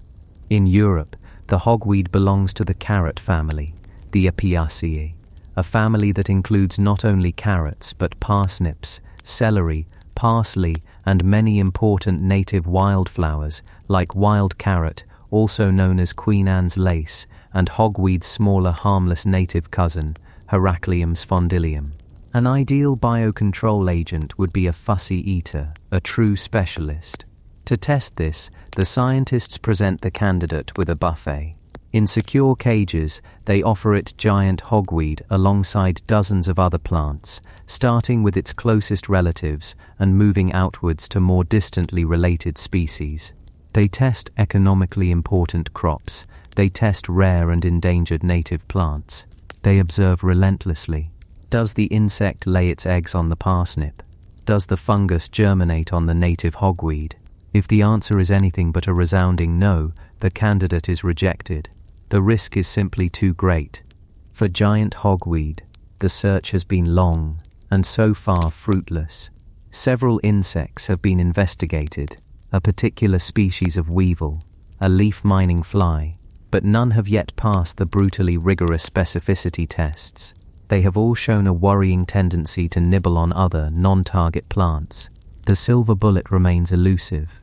The search continues, but it is a quiet, slow, methodical search because the scientists involved understand the immense responsibility they carry. They know that to release the wrong organism would be to repeat the mistakes of the past, to fight one invasion by starting another.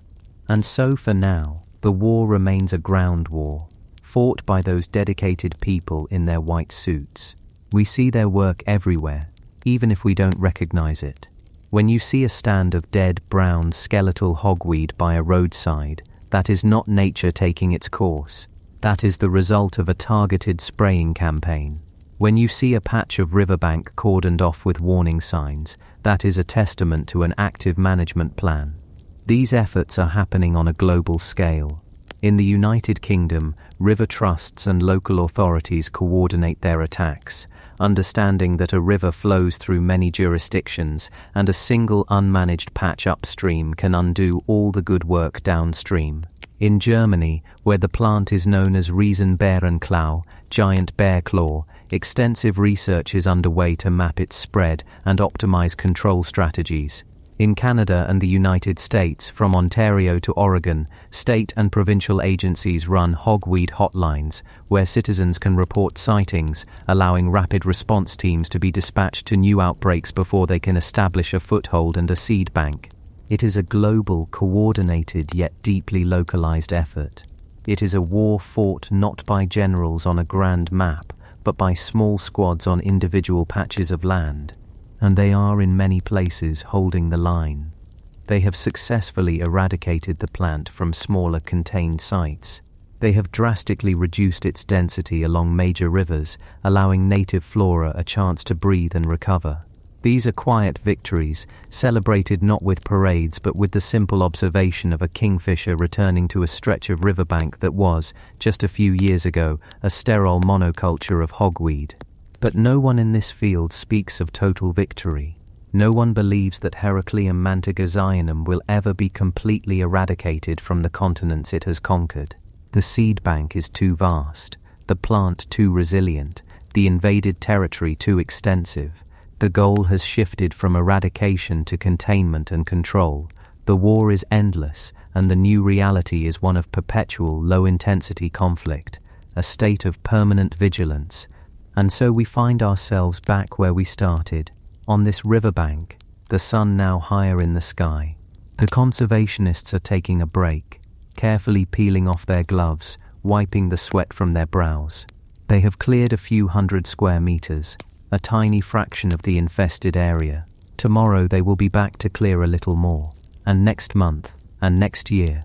As we stand here watching them, we can finally understand the full legacy of this plant. It is more than just a weed. It is a living monument to the unforeseen consequences of our own actions. It is a testament to the fact that beauty and danger can be intertwined. It began as an object of desire, a Victorian symbol of exotic grandeur, brought across the world simply because it was magnificent, and in its escape, it became a monster, a creature of folklore and rock songs, a tangible phototoxic threat. The song The Return of the Giant Hogweed was a piece of surreal progressive rock fantasy. It imagined a vengeful plant, an invincible green tide sweeping across England. The lyrics were a prophecy, a dark joke. Mighty hogweed is avenged. Human flesh is falling off. But half a century later, the joke doesn't seem so funny. The fantasy has bled into reality. The plant's reign, while not yet resulting in scenes of biblical punishment, is in its own quiet botanical way, proving to be almost invincible. The war against it is not a war that can be won, only a war that can be fought, endlessly. The giant hogweed forces us to be humble. It reminds us that we are not separate from the ecosystems we inhabit, but are powerful, and often clumsy, agents within them. Our desire to collect, to domesticate, to arrange nature to our pleasing can have consequences that ripple out for centuries. The story of this plant is a story of a single, seemingly innocent act of translocation, a seed, brought in a spirit of curiosity and wonder, that has now cost millions of dollars, countless hours of human labor, and has irrevocably altered ecosystems thousands of miles from its home. It is a chilling, perfect fulfillment of the song's prophecy. Not in the theatrical, bombastic way the music suggested, but in a quieter, more profound and more terrifying way. The hogweed's true power is not in its sap, but in its persistence. Its true threat is not to our skin, but to our patience and our resolve. Look at it one last time.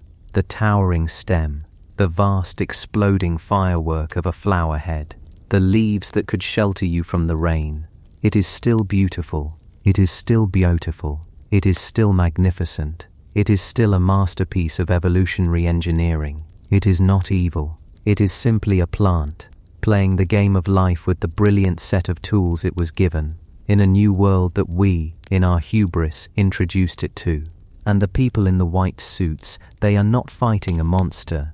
They are tidying up. They are tending to a wound in the landscape, a wound that we inflicted. Their herbicidal battering, their endless war, is a form of long, slow, arduous penance for a mistake made long ago. A quiet, necessary, and unending battle against the beautiful, terrible, and truly invincible giant hogweed.